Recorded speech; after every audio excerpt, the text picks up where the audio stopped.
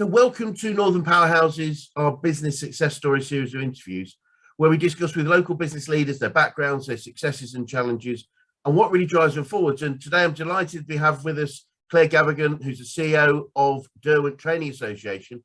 So firstly, welcome, Claire, and please introduce yourself and the Derwent Training Association and how you help people. Thank you. Well, Derwent Training Association is based in Malton in North Yorkshire, and we're an independent training provider. So what does that mean? We are a company who receives government funding to deliver training. We are independent, so we have a board of trustees. We're a not-for-profit, and Derwent Training delivers apprenticeships in engineering and leadership and management. So it's been in existence since 1988. I joined in January 2019. So we've had a few difficult years delivering training, obviously the pandemic, which I'm sure we'll touch on. And we'll come on to more of what's been achieved in the last few years, but just to say that we're in a position where our results are above national average.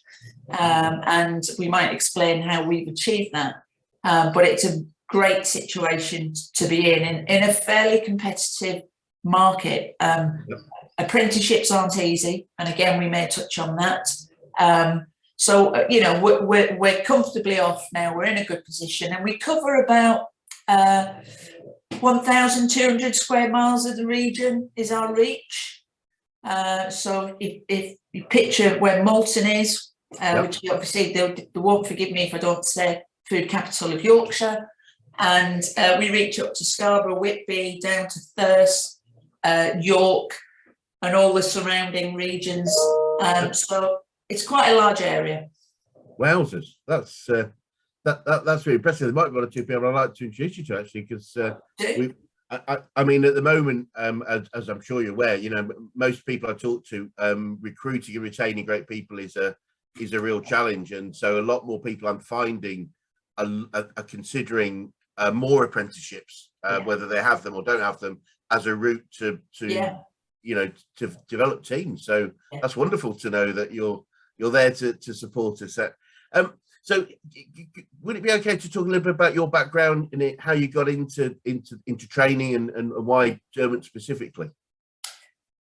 Yeah, so I have, all my professional career has been in education. I started quite a few years ago as a lecturer in sports science.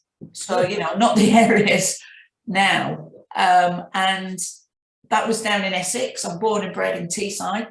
And I went down there on a 6-month contract and stayed 25 years. Wow.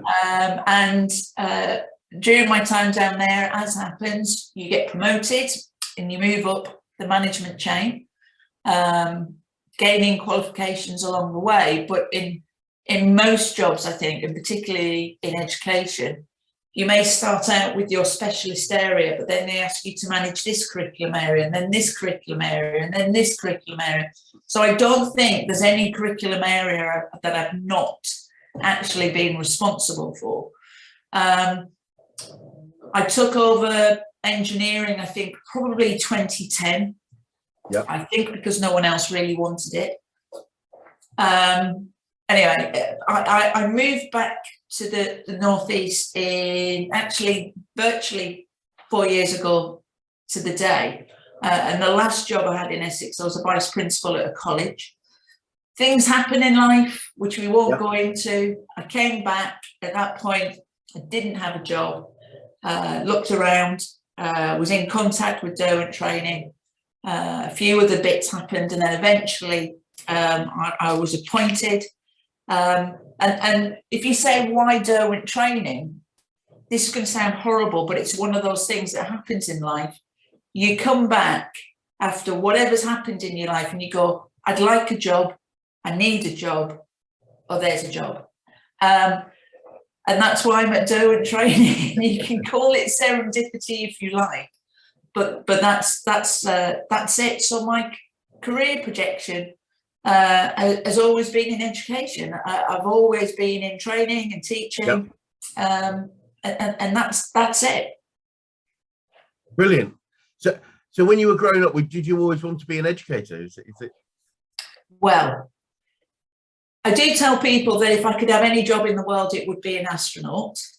But I probably didn't think about that as a child. I actually wanted to join the RAF.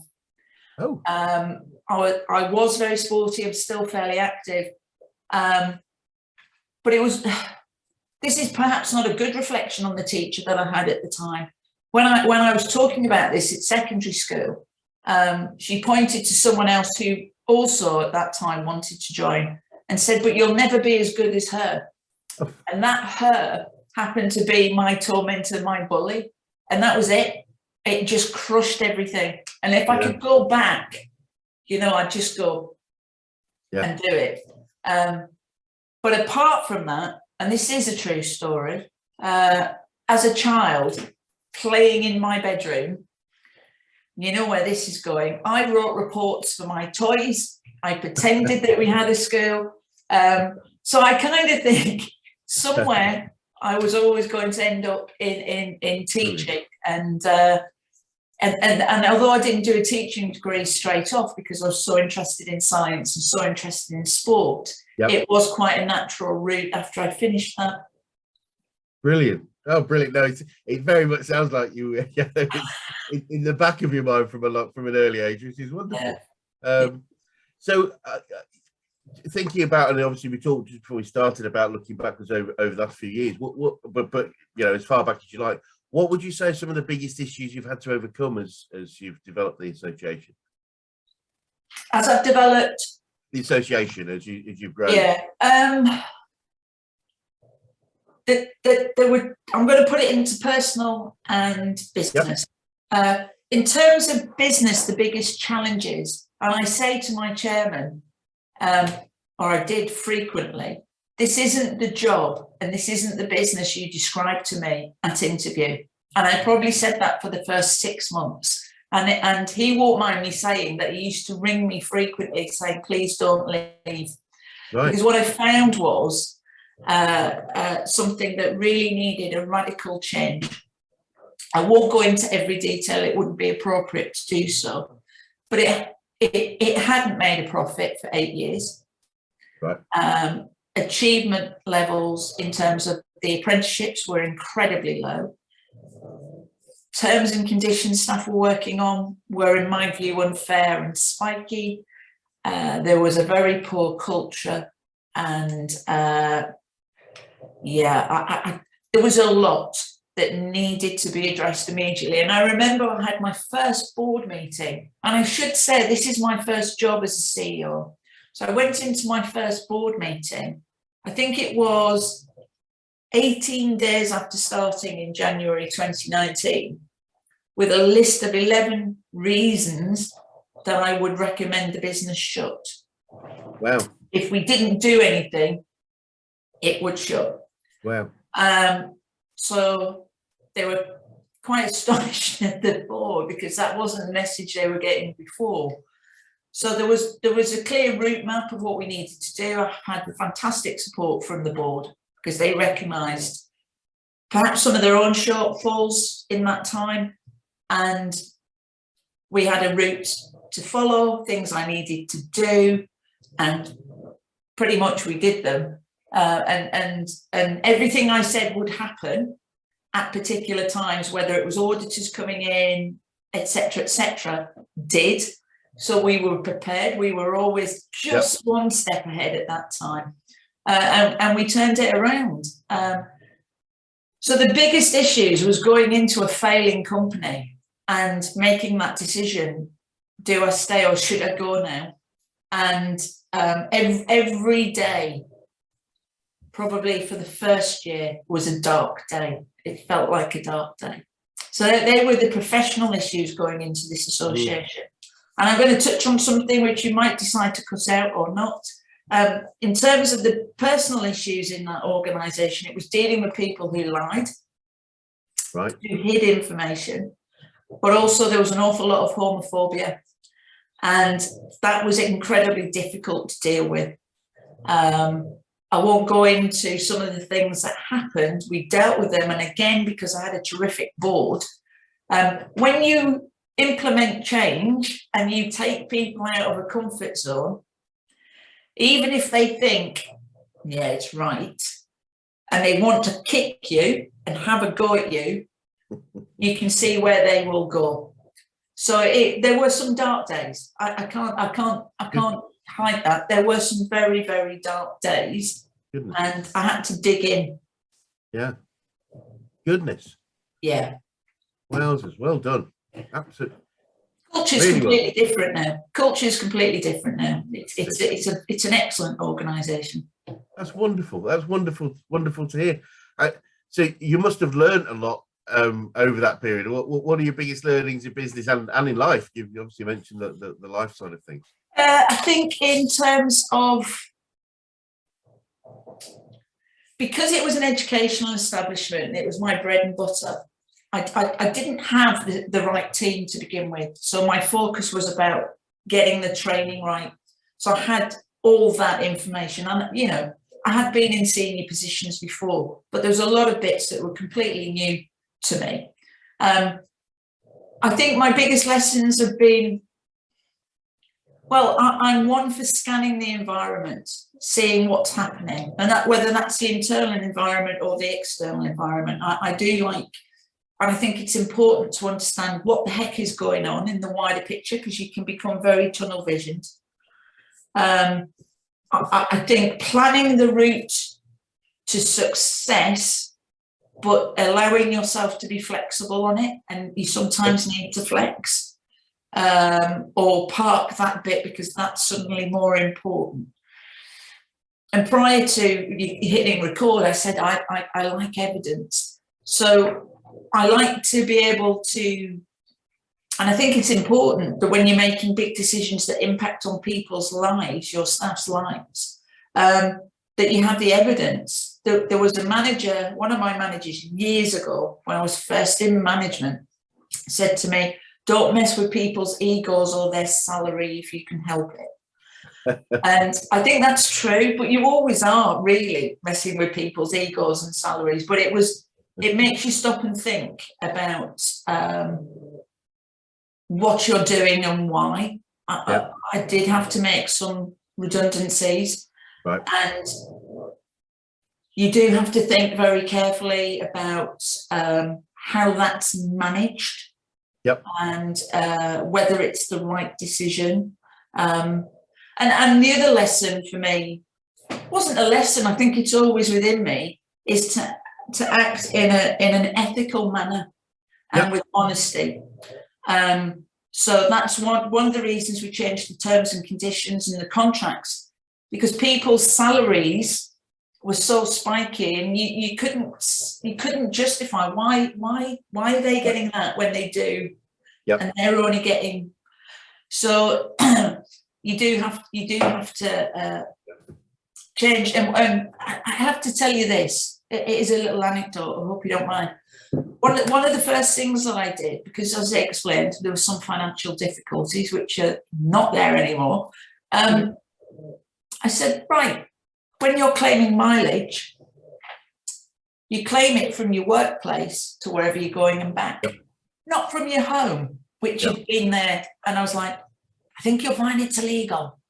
And my goodness, the reaction from some who are no longer with us, you know, you'd think I'd ask them to chop one leg off, and because they were using it to pad their own pocket. So you've got to behave responsibly and ethically in everything. You've got to go back to the rules. You've got to check the evidence. You've got to do it right. It's got to be fair for everyone.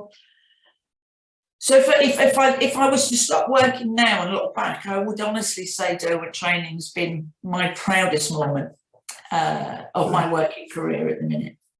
So those are my lessons at the minute. And on the personal side, I'd say, you know what, you just need to have the right team. You do need to talk to the person that's above you, and ensure that you've got their support. If that's not there, if you haven't got a good board, you're not in the right job.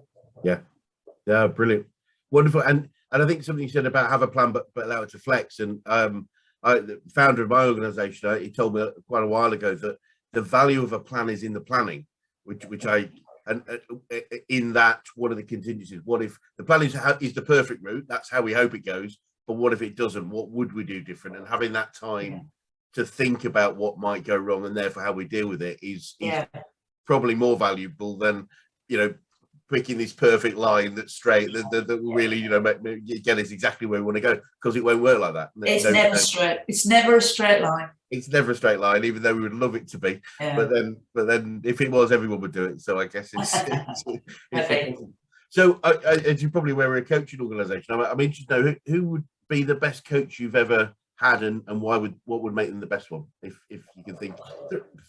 Yeah, I think there are two.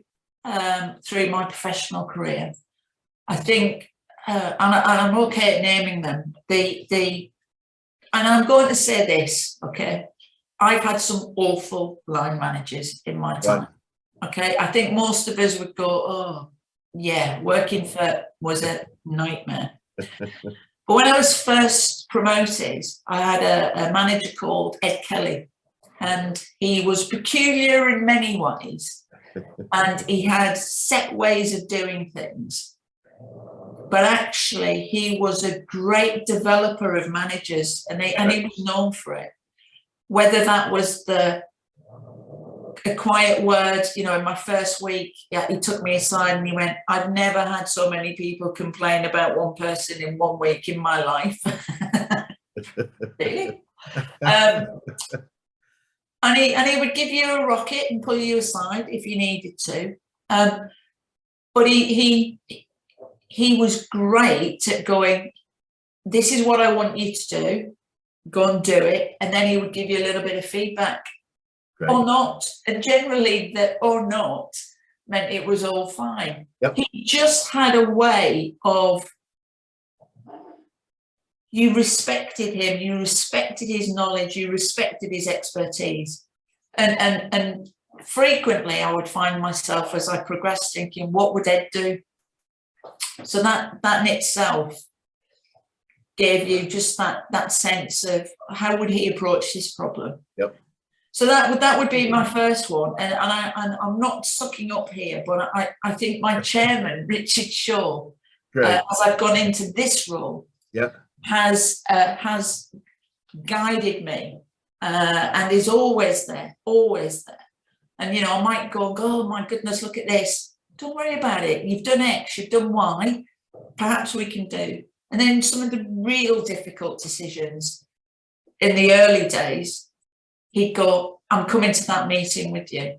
So, you know, he's molded, if you like, me as a CEO, which you couldn't wish for more, because he's not there going, "Well, what have you done? Prove it, blah, blah, blah, blah, blah." He's just gently shaping. And if there's really bad problems, he'll just pick up the phone and go, "It's okay. It's okay. Keep going."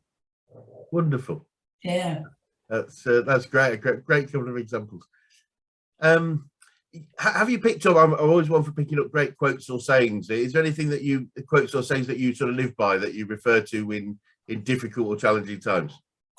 There's probably two. There's one that I have a whiteboard in my office where I list what we have to do in blue and what we've achieved in green, and then I rub them off and put them in a different colour. That's a nice feeling. But at the top of it, it says, "Have a better today tomorrow," because there's always another day. Yep. And you can make another step forward today. So I do like that one. I also have one, "Post hoc ergo propter hoc." After this, therefore, because of it. It's generally never true. It's saying this happened because this happened.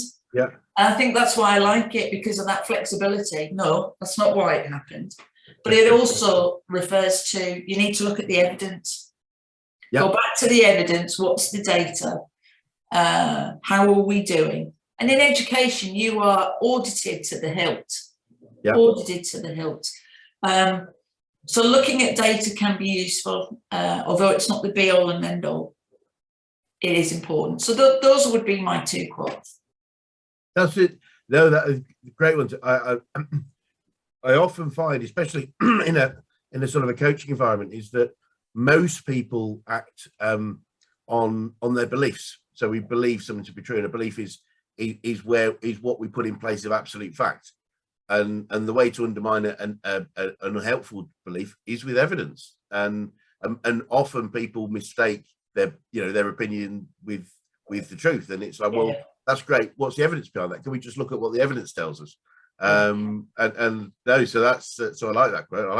I'll have to find it. I'm not sure. I think I last did Latin in year 2, so I'm not sure I'll remember exactly what that was, but that's all great. No, really, really interesting. Thank you for that. And the other thing I'm really I'd like to strike from what you just said is the fact that you list what you've achieved, not just what you've got to achieve. I work with a lot of high achieving people, and many of them focus way too much on what is yet to be done rather than what has been done. And without that look back, it can get pretty tough. I find. Yeah, it can. There's a couple of things. We have to write self-assessment reports every year anyway, and I write CEO reports for the board. So it's a very good aid memoir. What have we achieved? Blah, blah, blah, blah, blah, etc. But also, I suffer still with imposter syndrome. Like, what am I doing here? Why is it me? You know, and I know it's not just predominantly female, but there's more evidence around female people, certainly in higher positions. So it's good sometimes for me to be able to go, well, I've achieved that, I've achieved that, and I am doing okay. And during the pandemic, a member of the board, who's the CEO of a large awarding organisation, would send me a message to say, you're doing well, you're making success happen. No one's been through this before, Claire, and I can tell you other CEOs aren't doing as well as you. Keep going. Right. So, you know, when you, does anybody ever come out of school and go, I want to be a CEO? You know, you can't be what you don't see. So, you know, it kind of was, even using the term CEO, for me, in that first few months, I'd almost say it under my breath with embarrassment. And can I tell you a funny story? Please. So, my name, Claire Gavaghan, my middle name is Elizabeth, and I was born on the 7th of February. So when I bought a new car, which I was always going to do, it's not a flash car. I thought, because I'd had such a bad time, and this was very early on at Derwent, I thought, I'm going to get a personalised number plate. So Claire Elizabeth, born on the 7th, 07, and then my surname. So as I drove up to work, of course, it just looks like CEO, and everybody thought I was such a flash git, getting a number plate with my job title on, and therefore I had to tell them, no, this is my name. Brilliant. So, you know, I kind of I'm embarrassed about using my title, and everybody thought I'd put it on my number plate. So I think getting over imposter syndrome, which does creep back in, it's difficult. You do have to sort of remind yourself that you are okay. You have the right to be in this job. Absolutely, I couldn't agree more. One of the principles that I picked up in my training many years ago was that, and the principle behind coaching, which as opposed to any other form of sort of business support, is we all have enough within us already, and it's the job of the coach to draw it out. So it's the principle that we're already good enough. It's just we just need to maybe tap into different skill sets, different knowledge, and develop those, but they already exist. Yeah. And so that's key. So what I'm fascinated to what would you say you've learned about yourself over this journey that you've had? I think I'm more resilient than I give myself credit for.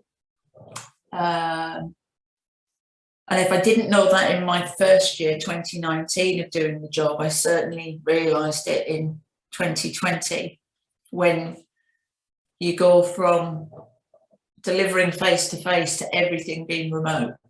Yep. And looking after staff, looking after learners, getting success and making a profit. So I think resilience is one thing. I think that one of the hardest things I still struggle with is networking. I'm inherently shy in the professional arena, and that might go back to the imposter thing. So I know that's something I still need to be pushing myself. One of the reasons I'm probably here, pushing myself out a little bit.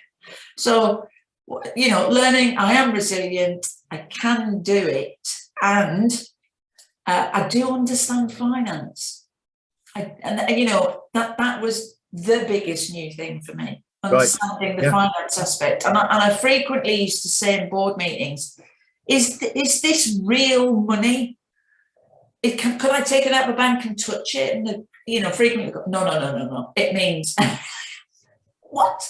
Accounting terms meant nothing to me. Right, got you. Yep. So that's been a big learning curve, and I'm very comfortable with it now. And yeah, but they used to laugh at me because I constantly go, is this real money or just figures on a piece of paper? Absolutely, the difference between profit and cash has been quite significantly different. It's the what's so the vagaries is the wrong word, but not the vagaries of complication, just the whole I think the whole around balance sheets. I mean, understanding, but when they are incredibly simple once you understand the purpose for it, but the terminology that people use, which I think often is designed to maintain an aura of complexity, when actually a balance sheet is really, really simple. I say it's the terminology is used to keep accountants in business, because if they made it easy, we wouldn't need them. Well, in a great BBC point of view, you might say that, but but yes, I could probably align with that idea. So Claire, I mean, great to talk a lot about, you know, looking backwards, but so looking forwards now, and what does the future look like, and what do you see as some of the main challenges as you move forwards? We are entering a period of growth. And we have plans for that in place. So we will undertake to repurpose our building a little bit now that we have the money to be able to do that. You'd be not surprised to hear what I'm going to say next: staffing. Our biggest issue now, and I foresee probably for a while, will be getting the right staff. And some of that is supply chain, people coming through. Some of that is expectations of what teaching pays. And some of that is unrealistic. And you know, the staff we've attracted are great, but people, you know, every business, I mean, I don't know if I'm allowed to say, I'm also the vice chair of the Skills and Employability Board for York and North Yorkshire LEP, and we discuss this. I'm also a member of the Federation of Small Businesses. Every meeting you go to, employers are saying, can't get the staff. So that's a big issue for us, a really big issue for us. And on the other side of it, it's encouraging and supporting businesses of all sizes to look at apprenticeships as a way of developing their own talent within their organisation, and supporting people to develop. And it doesn't, people sometimes think, well, it's a young person. No, they're for any age. You have to employ someone new. No, they can already be working with you. Oh, okay. So, you know, in terms of the leadership, in the Northeast, we know that we need to invest more in leadership and develop people coming through, because you know what it is. Someone's good at the job, so you promote them. Doesn't mean you train them in leadership. So there's a lot to do if we're going to increase our productivity in the region, which we obviously need to do. So, you know, convincing employers to take on apprentices and to invest in that training of their staff, I think it's not difficult. It's just a constant push. Those that know and are on board do it well. There are many who think, oh, it's just going to be a pain. So there's a lot of it, you know, of education and coaching of those businesses to say, yeah, it is worth it. Come on, still to be done. Yeah, great. Very exciting. Looking forward. It sounds like a very exciting journey ahead, as well as an exciting one you've come from. So it'd be good to see where you know, maybe meet again in 12 months and see. Yeah, love that. So just a couple of things to sort of wrap up, just sort of interesting things to get your view. What would you say to anyone that was thinking of going into business right now? Make sure you scan the environment, make sure you have your evidence in front of you, and that we all see someone who goes, oh, I started this business in my shed and look how successful I am. Fantastic. But for everybody that does that, there are also those that fall flat on their face, unfortunately. Absolutely. So I would say you've got to scan the environment, you've got to have your evidence, and then reach out for support, whether that's through Federation of Small Businesses, whether that's by your local LEP, who will have support there. And so many businesses don't know about their local enterprise partnerships. There to support you, your chambers of commerce, etc. There's enough support out there to go and speak to someone, and don't be worried if they laugh at you. Just go and have that chat and get that support so that you can if you're starting a business, to give you the maximum chance to be successful. No one does it alone. Really? No one. You know, even if you're a sole trader, you're not doing it alone. Absolutely. So get that support network, and don't be afraid of asking stupid questions. I cannot tell you how many stupid questions I ask, probably on a daily basis, prefaced by, I know this is going to be a daft question, but because then you get into the nitty gritty. If you just do a nodding dog, you're not going to do yourself any good at all. You're not the font of all knowledge as the boss. You are not the font of all knowledge. Absolutely. I couldn't agree more. I've made a career in asking dumb questions, so I totally agree with you. but that's the point. It's just, you know, for me, one of the key things is often we're doing things because we've always done it this way, and therefore asking that simple question, you know, just so that, you know, why are we doing it this way, and is there a better way? Might there be, you know, now, because it's so often it's, you know, we've been doing it for 20 years like this. Well, great. Well, you might find that technology might have moved on in that period, or whatever it might be. Yeah, and we've introduced systems, some very simple systems that have allowed us to work in a different way. You know, when you talk about serendipity, the first little tiny bit of profit we made, and I mean it was tiny, I said we need to invest in the IT system. So this was just before Christmas, really, 2019, so that we can access our stuff from anywhere, I said. And 3 months later, but boy, did we need it. So you've got to change the way you work. You know, to make it speedier, to make it more collaborative as well. And I cannot abide lots of paper. So yeah, anyway. Brilliant. Well, one final question I'm interested to see your answer is, what would be the best advice you would give to an 18-year-old you? Join the RAF. Join the RAF before you go into teaching. No, along that line though, I would think if I could go back, not just to when I was 18, but quite a lot of my professional career, I'd say, if someone knocks you and really has a downer on you, and you know, it often happens and you think that's unwarranted, and sometimes you do go, yeah, that was warranted, but is don't be put off. If you truly believe that you can achieve something and you don't get it at that first interview, or you get knocked back, or you get made redundant, or whatever it is, keep going. Your path isn't straight. So keep going. If you want to achieve something